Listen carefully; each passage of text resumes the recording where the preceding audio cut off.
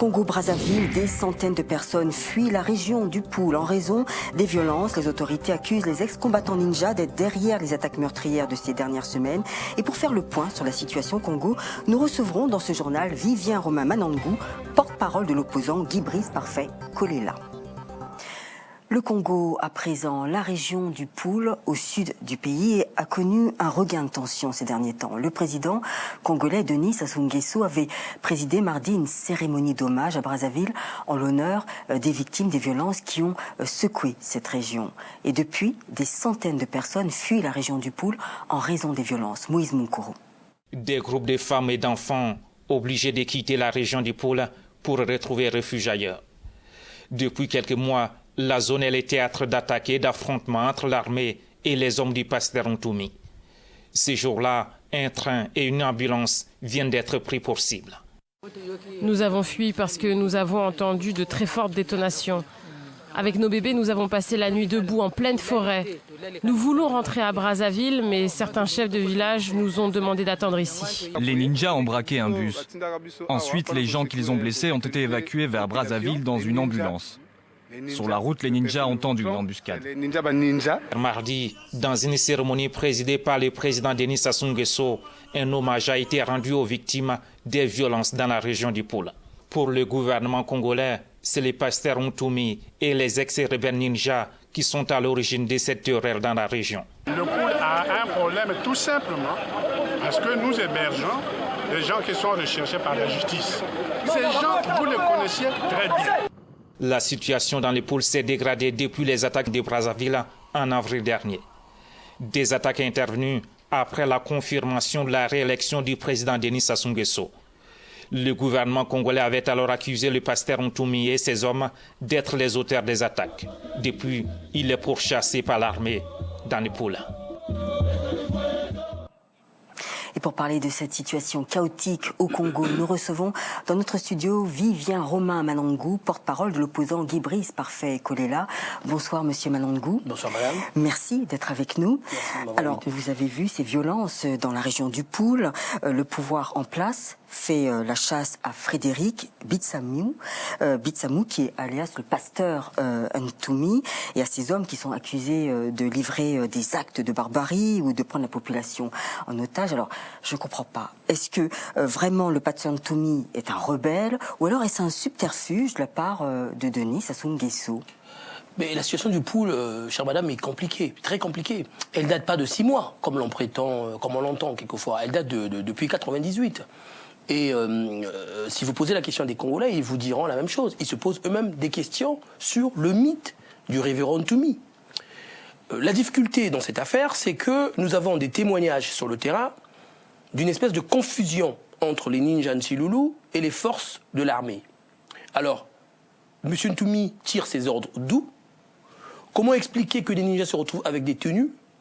Comment expliquer que les ninjas se retrouvent avec des armes qui viennent des casernes de l'armée congolaise? Toutes ces questions-là nous interrogent. Nous nous posons des questions sur l'effectivité de l'affrontement entre les hommes du révérend Ntoumi et le gouvernement congolais.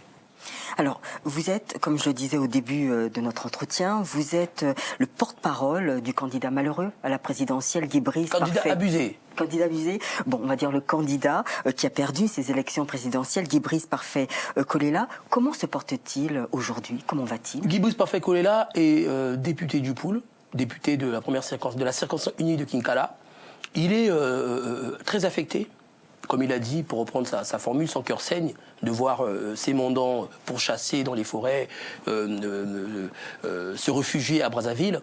Pour autant, il prend des initiatives, à la fois politiques et sociales. Alors, Guy Brice Parfait Kolela a demandé aux hommes d'église, j'entends depuis avril 2016, lorsque ces événements avaient commencé, il avait demandé aux hommes d'église d'intervenir, d'intercéder. C'est grâce à lui que les hommes d'église sont venus à la rescousse des politiques.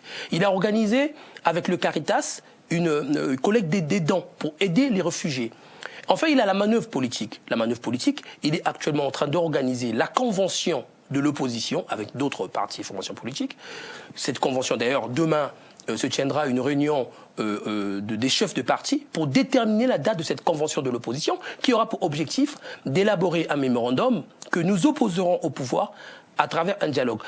comprenez bien, chère madame, l'affaire du pool n'est pas que sécuritaire. C'est d'abord une affaire politique qui date depuis 1998. Pour arriver à cette fin et pour épurer l'ensemble du passé, il faut aller vers ce dialogue inclusif sous l'égide de la communauté internationale que Guy Brice Parfait la demande. Alors, il ne croise pas les bras. Il se bat pour ses mandants et pour sauver le Congo.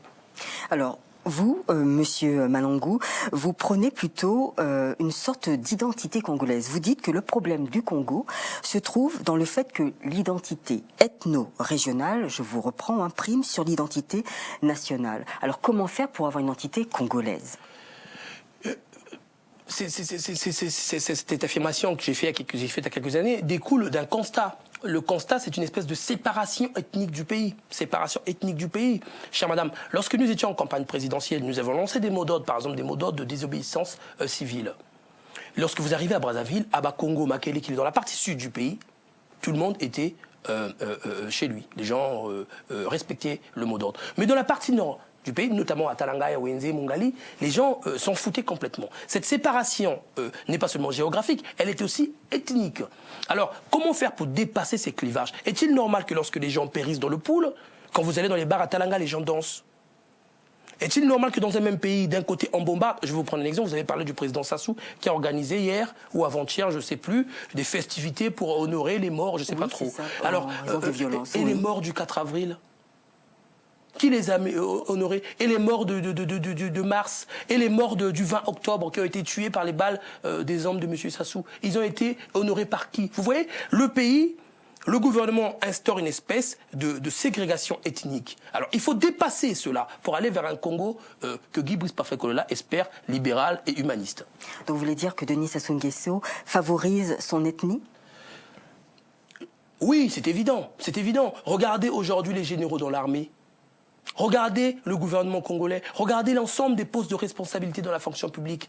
C'est toujours une ethnie ou une région qui prédomine. Peut-on penser qu'au Congo, tous les meilleurs sont du même côté du pays? C'est impossible, chère madame. Même dans les pays des sachants, on trouve des meilleurs partout.